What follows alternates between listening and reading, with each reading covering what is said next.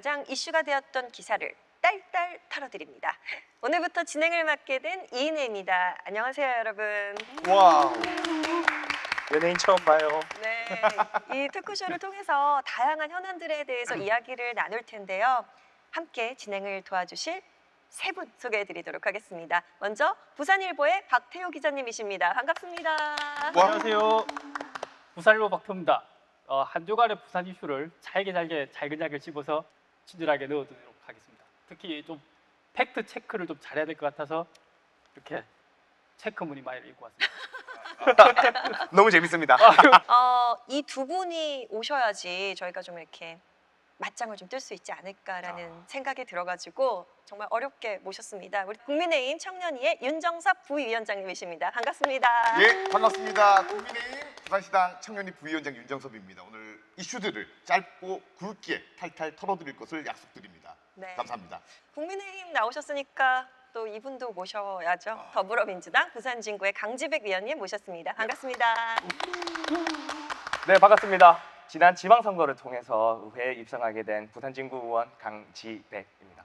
사실 오늘 올 때 이렇게 거대한 스튜디오인 줄 모르고 왔습니다. 저는 사실 긴장도 많이 되는데 열심히 한번 저희 당의 입장 대변해 보도록 하겠습니다. 감사합니다. 이게 살짝 말씀해 주셔가지고 이제 뭐 얘기를 하자면 지금 여기가 경성대학교 스튜디오거든요. 네. 저희 유튜브 채널은 경성대학교와 부산일보가 같이 협동을 해가지고 만드는 거대한 뉴스 그리고 또 뭔가 공공적인 곳에서는 공개할 수 없는 그런 이야기들도 할 테니까 기대 많이 해주시면 좋을 것 같고요. 그럼 본격적으로 내용 한번 이끌어 가보도록 하겠습니다. 오늘의 토크쇼 첫 주제 총선입니다. 총선. 22대 총선이 벌써 1년 앞으로 다가왔는데요. 21대 총선은 글쎄 어땠나요? 어떻게 보시죠?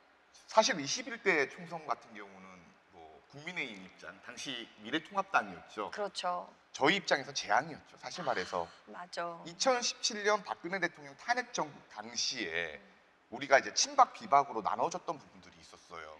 가장 정당을 불신할 때가 그럴 때예요.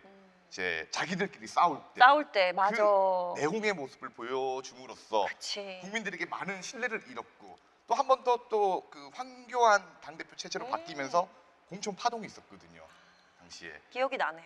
그리고 이제 선거가 끝난 이후에 저희가 참패를 당했음에도 불구하고 또 다른 내용을 겪었어요. 이제 부정선거 의혹이라는 것들이 뭐 인터넷이나 아니면 또 정당 내에서도 그런 의혹들이 불거지면서 국민들에게는 패배한 것도 모자라가지고 승부에도 결과에도 승복하지 못한다는 그림을 만들었으니까 저희 입장에서는 상당히 그 후유증이 오래가지 않았나.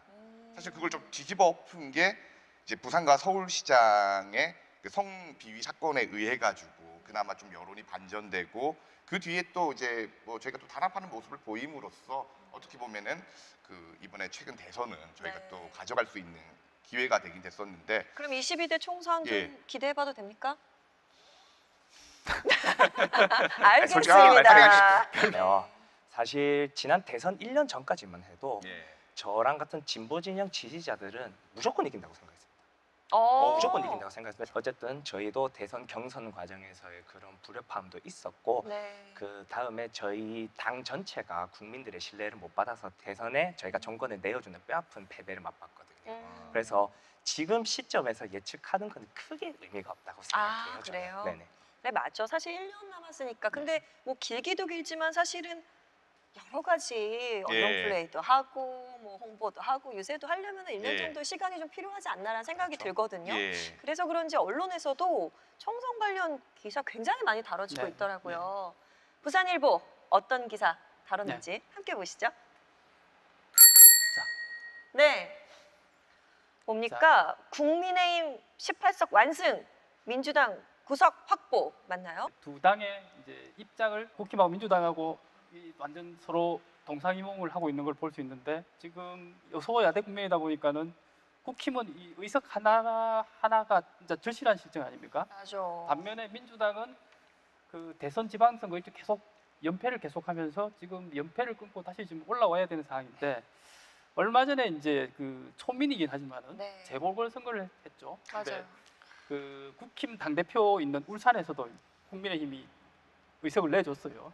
근데 이게 이제 사실은 이 민주당 자체 경쟁력으로 이렇게 이겼다기보다는 뭐예요? 윤석열 정부하고 여당이 워낙 좀 이렇게 죽을 쓰고 있다 보니까 반사이익을 본 측면이 크거든요. 근데 되게 큰 문제 아니에요? 원래 부산이나 울산은 원래 국민의힘이 거의 압승하지 않아요? 그렇습니다. 근데 이거는 네.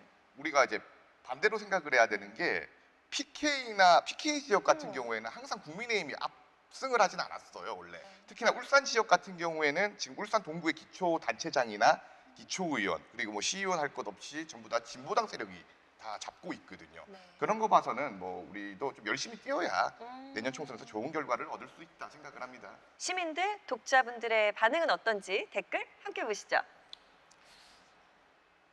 야, 이 뭐야? 꿈도 저희- 크네. 이번에 한석이라도 가져가 봐라. 저희 당내 게시판 아닌 거죠? 국민의 짐은 절에서 안 되는 거임. 니들이 잘해서 집권했냐? 이거 아. 약간 이게 어떻게 해요? 사실 이거는 우리한테만 하는 얘기가 아니라 네. 모든 여당한테는 쏟아지는 비판 중에 하나예요.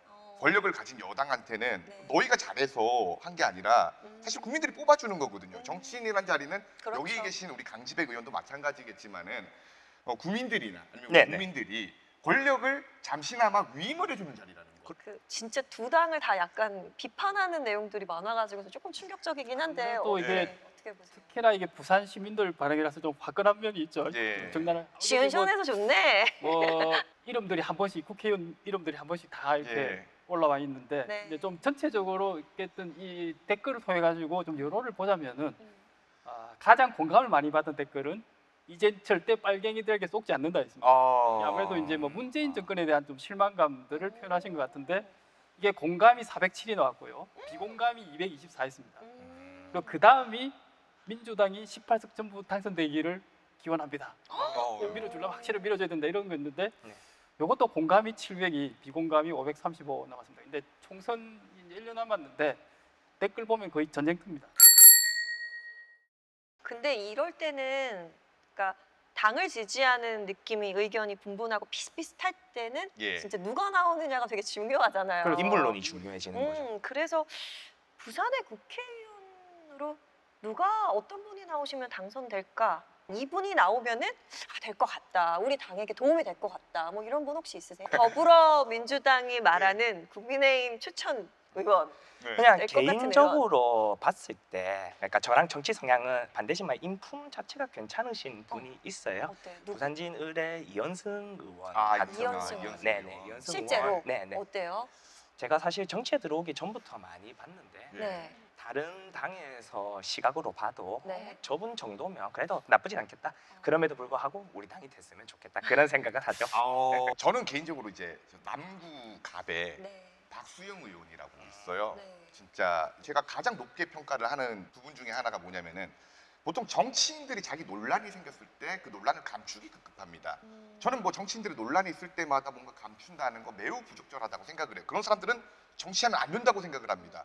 논란이 있다는 건 국민들이 의문을 품는다는 거고 그 의문에 대해서 확실하게 대답을 해주는 것이 바로 정치인의 전 자세라고 생각을 근데 하거든요. 어떻게 했나요? 제 방송에 출연하셔가지고 한 분 한 분 다 본인 방송 출연해가지고 지금 아니, 좋게 아니, 표현하네. 그게 아니라 그쵸? 그게 아니라 네. 모든 안티들의 댓글을 하나하나 다 읽으면서 거기에 대한 해결책을 제시하셨어요. 그건 멋있다. 예, 저는 이제 그런 자세가 너무 좋다고 생각이 네. 들고 네. 그리고 이제 국존만이라고 있어요. 이제 국회의원 좀 만납시다라고 해서 매주 토요일마다 직접 많은 사람들의 민원을 직접 듣고 직접 해결을 해주려고 노력을 하고 계세요. 요새 이사님 이혼 생각은 조언이- 어떠세요? 네.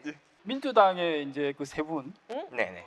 최인호, 어. 박지호, 전재수 이분들은 어쨌든 부산 민주당이 종잣 돌리니까 어쨌든 그렇죠. 계속 뭐 나오셔야 될 테고, 그다음에 국힘 쪽에는 아무래도 좀 그 윤핵관 쪽들이 좀 공천에 제일 좀 근접해 있지 않겠어요? 뭐 장재원 의원이라든지 아까 말했던 뭐 박수현 의원이라든지 네. 김비애 의원도 되게 그 우리 김건희 여사가 또 잘 챙기시는 것 같더라고요. 아, 그래요? 개인적인 본인들의 의견을 좀 얘기했으니까 예. 저는 당 입장도 살짝 듣고 싶기는 해요. 예. 분위기 어때요? 그러니까 왜냐면 공천을 누구한테 하느냐 이것도 되게 그 지역구마다 되게 예. 중요하잖아요. 그렇죠. 분위기는 어떤가요? 글쎄요, 이걸 지금 누가 나온다는 건 섣부른 판단인 것 같고 네. 아마 올 연말쯤 돼야 여기에 대한 가닥이 잡히지 않을까 최소한. 강지백 위원님은 저희 당 같은 경우에는 아까 부산일보 기자에서 저희 당의 저희 서은숙 시당위원장이 9석 목표라고 했잖아요. 사실 이게 저는 불가능한 목표라고 보지는 않습니다. 바람이 분다면 저희 당이 부산에서 9석 부는 거 저는 꿈이 아니라고 생각합니다. 그 바람 못 불게 하는 게 또 저의 역할입니다. 근데 바람이 어떻게 부는지는 이 당도 아닌 저 당도 아닌 무당층. 무당층, 예. 웅예 분들의 역할이 굉장히 크지 않을까라는 생각이 드는데요. 부산일보 기사에서도 살짝 나왔다고 들었어요. 예. 그 여당이나 야당을 지지하지 않는 그 무당층이 28%나 된다고요? 기존에도 항상 무당층들은 존재해 왔고 네. 이제 이게 약간 이제 어떻게 보수 성향이냐 이제 진보 성향이냐 뭐 여기서 이제 오락가락하는 표들인데 아무래도 이제 지금 그 윤석열 정권에 대한 좀 지지도가 30%대로 되게 낮지 않습니까? 지금 1년 좀 지났는데 네. 그러면은 이제 그에 대한 실망한 표들이 이제 그 대한 세력으로 민주당으로 이제 가야 되는데 민주당도 지금 뭐 이재명 대표 그 리스크부터 해가지고 좀 믿고 가야 되겠다라는 그 믿음을 심어주지는 못하고 있는 상황이에요. 그래서 아직 그 중도 표들이 계속 떠다닐 것 같고 특히나 이제 그 과거 선거들을 보면은 그 노무현 대통령 때나 문재인 대통령 같은 경우에 이 선거에서 바람몰이가 되게 중요한데 특히나 이 동남풍이 중요하거든요. 동남풍. 동남풍의 진원지가 원래 부산이었거든요. 아, 그래요? 그렇죠. 부산의 그때 1년 뒤에 부산 민심이 이제 어떻게 흘러가냐에 따라서 네. 전체 선거 판도가 아마 바뀌지 않을까 싶습니다. 근데 듣기로는 무당층이 보통 MZ 세대라고 하나요? 젊은 층들이 굉장히 많다고 들었는데 2030 남자들을 끌어왔던 게 이준석 예. 전 대표라고 하더라고요. 그렇죠. 일단 이준석 당대표의 네. 당대표의 장점이라고 이야기를 하면은 아무래도 이제 SNS 활용도가 상당히 높다는 부분들. 그리고 이제 지난 대선 당시에 AI를 활용해 가지고 선거 공약에 이용을 했다는 부분들. 네. 젊은 층들이 좋아할 수밖에 없는 여러 가지 요소들을 다 가지고 있다고 생각을 해요. 네. 특히나 이제 2030 남성들에게 당시 관심사였고 젠더 갈등의 중심이었던 그런 이제 여가부 폐지나 페미니즘에 관한 성역화된 부분들을 이준석 당대표는 이 토론 등을 통해 가지고 무너뜨렸다는 부분들이 2030 남성들에게 많은 인기를 얻을 수 있는 결과기도 했고. 근데 내년 총선에도 그 이준석 위원이 국민의힘에게 어떤 반응을 하느냐에 따라서 또 그 영향력을 미친다고 생각하세요? 글쎄요, 그거는 뭐 제가 여기서 섣불리 말씀드릴 수 없는 네. 부분들은 있는데 제가 이준석 대표한테 제 개인 유튜브 채널을 통해서 좀 비판을 했던 부분들은 있습니다. 모든 당원들이 떠나더라도 끝까지 당을 지켜야 할 사람은 바로 당 대표라는 것. 근데 대선 당시에 두 번의 흔히 말하는 가출을 통해 가지고 좋지 못한 모습, 책임감 없는 모습들을 보여줬단 말이에요. 이런 부분들을 좀 이준석 대표 본인도 생각을 했으면 좋겠고 지금 갑자기 떠오르는데 한비자의 명언이 하나 떠오르네요. 네. 네. 삼류 리더는 그 자신의 능력만을 맹신한다고 해요. 그리고 이류 리더 같은 경우에는 남의 능력을 이용한다고 합니다. 하지만 일류 리더는 남의 능력을 끌어낸다고 해요. 네. 그러면 이준석 본인의- 대표는 본인의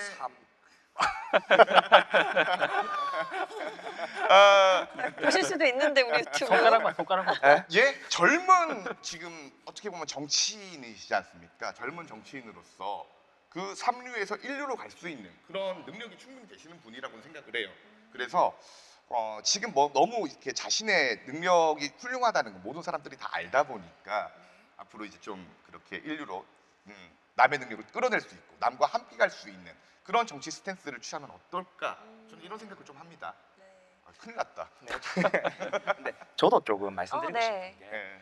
저도 사실은 청년 세대 입장에서 제가 지난 대선 때 핫 이슈가 젠더 갈등이라고 생각을 그냥 막연하게 생각을 가지고 있었어요. 근데 실제로 KBS에서 저희 청년층을 대상으로 여론조사를 했는데 네. 젠더 갈등의 비율이 10% 후반대에 나오는 3등이었습니다. 어... 첫 번째가 주거나 생계에 관련된 네. 문제였고요. 또 두 번째는 제가 정확하게 뭔지는 기억 안 나는데 어쨌든 뭐 결혼이나 이런 문제였었고 세 번째가 젠더 갈등이에요.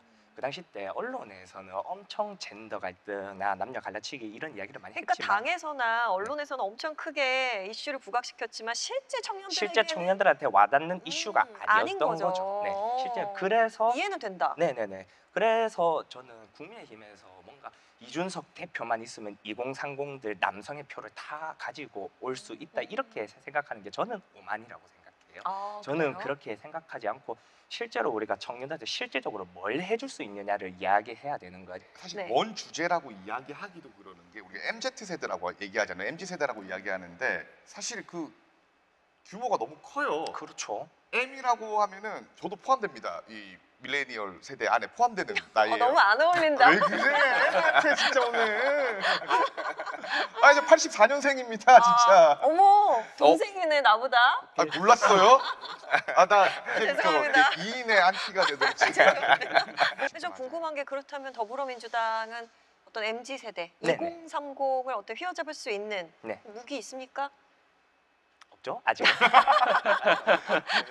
이렇게 이야기하면 혼날 것 같은데 네. 사실 아 너무 솔직하다. 저희 당의 원래 전통적인 지지 기반이 20대, 30대 초년생들, 대학생들이 전통적인 지지 기반이었습니다. 네. 지난 선거부터 그 지지 기반들이 다 떨어져 나가고 그래서 그들을 돌아오게 하려고 여러 가지 이야기를 하고 있는데 사실 그들이 원하는 이야기를 아직도 당이 못 해주고 있는 것 같긴 해요. 아, 진짜 내년 총선 승기를 잡으려면은 어떻게 보면은 이 MZ 세대 어떻게 잡을 것인가 예. 전략을 좀 잘 짜야 될 것 같고 그러려면은 누가 당선이 돼야 되냐 이것도 굉장히 중요할 것 같고 그다음 또 하나는 아까 잠깐 초기에 말씀하셨는데 예. 분열이 있으면 안 되겠다 당 안에 어떤 내용이 있으면 안 파벌 되죠. 싸움? 예. 네 그리고 이슈도 있으면 안 되겠다 그런 안 생각이 되죠. 들긴 해요. 예. 근데 사실은 요즘 이슈 많잖아요. 그 핫한 인물들 여러 명 지금 두 당에서 나오고 있지 않습니까? 그렇죠. 이재명, 네, 이재명 대표 그렇죠. 맞잖아요. 전 목사님과 강원도의 모 도지사님과 아, 예. 충청도의 모 도지사님 아니 진짜 괜찮아요. 얘기 좀 해줘 보세요. 아, 뭐 두 이야기 분 다. 들을 수 있어요. 이 부분에 대해서는 이야기 들을 수 있는데. 김재원 국민의힘 최고위원과 예. 정광훈 목사 사실 친하잖아요. 사실 위원님이 보셔도 좀 친하지 않아요, 두 분? 약간 정치적인 동반자로 보여지네요. 어때요? 너무 해맑게 이야기하니까. 아니 공격이 어떻게 받아야 될지 들어오는데. 모르겠어. 아니 공격이 들어오는데 화낼 수가 없어요. 너무 해맑게 이야기하니까 아 이거 뭐 답변 드릴 수 있을 것 같아요. 아유. 저는 이제 말씀드렸다시피 네. 저는 우리 강지백 의원처럼 당론을 대변하지 않습니다. 저는 국민을 대변하겠습니다. 알겠습니다. 알겠습니다. 아니 그 3.1절 날에 네네. 혹시 이거 기억하시는 분들 계실 거예요. 일장기를 달아가지고 세종시에서 많은 논란이 터졌던 사건이 있었잖아요. 네. 그렇죠. 사실 저 역시도 그리고 저희 당론의 입장을 대변한다고 하더라도 이런 이야기들을 많이 해요. 하늘 간의 이런 교류나 우호들이 중요하다는 가장 우리가 좀 중요시하는 부분들이 있어요. 근데 제가 좀 메시지를 던지잖아요. 아, 하늘 간의 우호가 중요하다. 근데 꼭 그런 사람들이 있어. 뭐 하늘 간의 우호가 중요하다고 하는데 막 일본을 찬양하는 사람들, 과거 식민 지배를 부정하는 사람들, 뭐 위안부 할머니들 모독하는 사람들 이런 사람들이 간혹 있단 말이에요. 그러면 내가 말했던 건전한 메시지마저도 물타기가 된다는 거예요. 사실 그거와 그건 좀 별개인데. 별개죠. 전혀 다른 이야기고 별개인데 네. 하나로 물타기가 되어 버린다는 겁니다. 김재원 최고위원한테 안타까운 점이 그 부분이에요. 정치인이라는 건 네. 극단적인 것과는 선을 그어야 한다는 거. 극단적인 것과 선을 긋지 못하면은 결코 중도층이나 무당층의 마음을 움직일 수 없다는 것. 그런 것들이 상당히 안타까운 부분이에요. 저 역시도 뭐 유튜브 방송을 하면서 극단적인 메시지를 던지는 사람과는 선을 확실히 긋거든요. 네. 네, 그게 좀 안타까운 부분이죠. 그것 때문에 구독자 수 안 오르시는 거. 어머, 아, 예, 그것도 있습니다. 그것도 있습니다. 너무 세다. 아니 왜 그러냐면은 네, 이제 너무 합리적인 이야기를 하면 구독자 수가 안 올라요. 고마워요. 그냥 고마워요. 아니 왜 지금 그러냐면은 네. 이제 우리가 흔히 이제 보수 진영 내에서도 그렇고 사실 진보 진영에서 보수 진영 공격할 때 제일 많이 하는 게 신들몰이. 그렇죠. 그리고 저희 쪽에서 극단적인 사람들이 또 이렇게 진보 진영 공격할 때 많이 하는 말이 빨갱이라고 하죠. 예, 메카시즘. 네, 빨갱이라고 빨갱이라고 하죠. 메카시즘으로. 예, 메카시즘인데 그 이런 모습들 보면은 상당히 이제 무당층이나 정치에 관심 없는 사람들 입장에서 한심하게 본다는 거예요. 진짜 이게 좀 바뀌어 갔으면 좋겠어요. 그리고 정치인들 제발 극단적인 목소리, 극단적인 지지층들은 어디 가나 있거든요. 네. 근데 그 목소리에 휩쓸리지 않고 물타기가 되는 일이 없도록 좀 선을 잘 치셨으면 좋겠어요. 네. 진짜로. 근데 그게 사실상 지금 정치 구도 안에서는 힘들어요. 음. 극단적인 사람들이 표를 제일 많이 그렇죠. 가지고 있습니다. 그것도 있지. 그다음에 극단적인 사람들끼리 커뮤니티가 너무 똘똘하게 뭉쳐져 있어. 저거 옳은 소리 하면 바로 공격의 대상이 되어버리고 이 다음에 제가 혹시 공천을 받아야 되는 사람이면 저의 공천길에도 이제 가시밭길이 되는 거죠. 그래서 바른 얘기 안 하십니까? 그리고 또 약간 조심하십니까? 네, 이재명에 대해서 어떻게 생각하십니까? 이재명 대표에 대해서. 뭐 제가 만약에 좀 정리를 하자면은 네. 어쨌든 그 이재명 대표 사법 문제 특히 대장동 이런 건 워낙 이제 큰 사건이 돼버려가지고 어쨌든 그 검찰 뭐 기소를 하겠죠 해가지고 이제 사법 판단을 받아야 되는데 그때까지는 시간들이 꽤 걸릴 테고 결국 그렇죠. 다음 총선에도 이제 그 리스크가 계속 갈 텐데 아. 지금 민주당 지지자들 사이에서는 어쨌든 좀 이재명 대표 중심으로 옹이해가지고 이제 네. 뭐 선거를 치러 가자는 분위기긴 한데 아무래도 좀 중도층들을 이렇게 끌어들이기에는 계속 그게 좀 약점이 될 것 같아요. 그 문제가 해결이 안 되면은. 근데 이게 총선의 승기를 잡으려면 예. 사실은 누가 대표이고 누구를 중심으로 끌고 가는지 예. 굉장히 중요하잖아요. 예. 그런 상황에서 지금 우리 박태호 기자님이 하신 얘기에 대해서 어떻게 뭐 해주실 말씀 있으신가요? 지금 중도층을 끌어갈 수 없을 수도 있다. 이재명 당대표가 계속 한다면 뭐 이런 얘기 하는데. 뭐 그런 비판 충분히 있을 수 있습니다. 근데 저희 당에 이재명 대표만 있는 건 아니거든요. 또 여러 이탄희 의원도 있고 여러 의원들이 있습니다. 그래서 중도층의 마음을 울리는 분명한 그런 의원들도 이제 본격적으로 당내 직책을 줘서 좀 활약하게 하면 저는 중도층의 마음 충분히 돌릴 수 있다고 봅니다. 왜냐하면 중도층이란 결국 아직 마음을 못 정하신 분들이에요. 네. 네. 그분들에게 이재명 대표로 안 되면 저희 당내에 있는 많은 자원들을 통해서 그분들을 설득해 나가는 작업이 필요할 것이라고 필요합니다. 야, 현역 맞네. 현역 맞네. 잘 빠져나가. 아유, 잘 오늘 좀 빠져나가요. 아슬아슬해가지고 저 집 가면 혼날까봐 걱정하고 있거든요 지금. 대성하겠어요. 총선의 잘 승리에 빠져나가. 대해 국민의힘은 어떻게 생각하시나요? 저는 한 3가지 정도로 간추려가지고 좀 이야기를 하고 싶습니다. 총선 승리의 키 무엇보다도 민생이라고 생각을 합니다. 지금 우리나라가 최근에 이제 무역 적자가 심화가 되었다고 이야기를 하는데 저는 이건 좀 시간이 지나면 해소가 될 부분이라고 생각을 해요.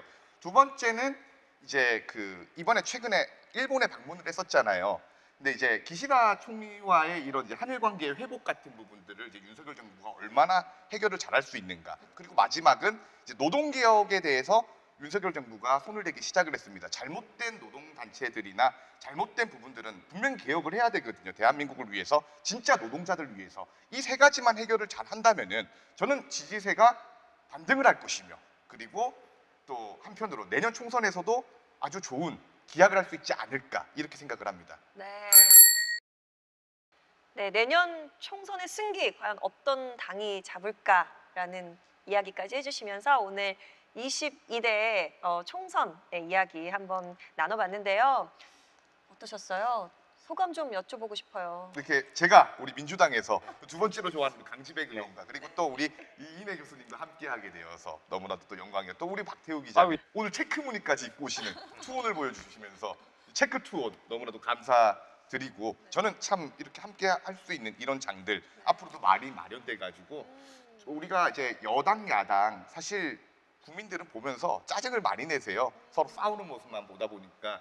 근데 이렇게 화합된 모습으로 우리가 우리의 의견을 건전하게 이야기한다는 거 너무나도 좋다고 생각을 하거든요. 난 싸우는 거 좋은데 원래 싸우는 게 재밌잖아요. 아니 근데 웃으시면서 예. 이렇게 두 분이서 막 얘기 나눠주시고 예. 또 각자의 당에 대해서 이야기 나눠주시고 또 개인적인 소견까지 말씀해 주시니까 예. 독자 입장으로서는 좀 굉장히 좋더라고요. 좀 네, 얘기해 오늘 주세요. 조금 몸살이신 우리 네. 강 의원님. 오늘 네. 솔직히 몸을 약간 살인 것 같았어요. 몸을 이 정도면 잘했죠. 우리 윤 부원장님은 좀 그래도 네. 시원하게 얘기해 주시는데 뭔가 교과서적인 느낌이 살짝 있지 않았나. 현역이잖아요. 반성하겠습니다. 반성하겠습니다. 네. 제가 원래 그런 스타일이 아닌데 네. 오늘 그래도 현역 네. 의원으로서 네, 어떤 네. 저희 당의 대변인으로서 조금 입장을 말씀드리러 온 거고 이제 차츰차츰 조금 편해지면 저도 저의 소신을 말하고 없어질 수도 있겠죠. 자, 어쨌든 우리 박태호 기자님 네, 어떠셨어요? 함께 해보셨는데. 어쨌든 이게 저희가 좀 2030 MZ 세대들이 뭔가 좀 정치에 좀 더 관심을 가지고 정치로 재밌게 좀 네. 이해하자는 취지에서 하는 거니까 좀 앞으로 좀 많은 관심 가져주시고 저희도 좀 더 준비를 좀 더 탄탄히 하겠습니다. 네.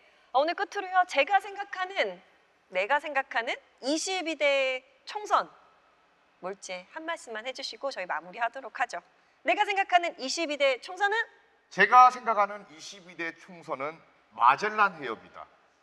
뭘 이렇게 네. 어려워? 아니 마젤란이라고 세계 일주를 최초로 했던 사람이 있어요. 네. 근데 이제 아르헨티나에 보면은 이제 마젤란 해협이라고 있습니다. 대서양과 태평양의 경계가 되는 네. 그 마젤란 해협이 정말 이 파도가 거세고 정말 험하기로 유명한 곳이에요. 지금 국민의힘의 입장이 바로 그것이라고 생각을 합니다. 정말 거센 파도와 그리고 풍랑에 부딪혀가지고 어떻게 될지를 모른다는 거죠. 만약에 이 위기를 이겨내지 못한다면은 그 배는 난파가 될 것이고 그 위기를 이겨낸다. 바로 태평양. 우리가 말 그대로 태평양은 아주 크고 평평한 바다가 보인다는 의미에서 태평양이라고 이야기를 하거든요. 그래서 우리가 이 위기를 극복해낸다면은 그 앞에 바로 태평양이라는 망망대해와 넓고 맑은 바다가 우리를 기다리고 있을 것이다. 저는 22대 총선을 그렇게 생각을 합니다. 멋있다. 강지백이 생각하는 22대 총선은 난기류입니다. 사실 비행을 하다 보면 이 기류가 예측이 안 돼요. 그런데 예측되는 방향으로 조종사가 운전을 잘 한다면 저희 당의 승리, 뭐 부산에서 9석, 저는 꿈이 아니라고 생각합니다. 그래서 구독자 여러분, 저희 당 조금만 더 사랑해 주십시오. 저희 더 사랑해 주세요. 네, 우리 박태호 기자님 마지막으로 내가 생각하는 22대 총선은 부산 입장에서는 이렇게 줄타기인 것 같아요. 그러니까 줄타기. 지금 아까도 뭐 이렇게 45대 55라고 얘기를 했지만 실제 의석으로 하면은 그 19대에서 민주당이 5석을 가졌다가 그 다음에 20대에서 3석으로 줄었다가 지금 추세를 보면은 실제로 이 3석을 갖다가 이렇게 만약에 네. 잃어버린다고 하면은 사실상 부산은 다시 옛날처럼 일당 독식 체제로 갑니다. 근데 만약 여기서 다시 5석 플러스 알파를 넣는다면은 아주 다이나믹한 정치 지역이 될 것 같아요. 그래서 이게 다음 선거에서 어디로 가느냐에 따라서 그 추세가 흐름이 중요하지 않습니까? 네. 근데 만약에 민주당이 이긴다면은 오거돈 트라우마도 좀 벗어나지 않을까 생각합니다. 예전에 저도 오거돈 전 예, 좀 시장님께 크죠 아직까지. 상도 받은 적 있는데 아직까지 좀 시민들이 그 좀 인식이 아직 좀 강한 것 같아요.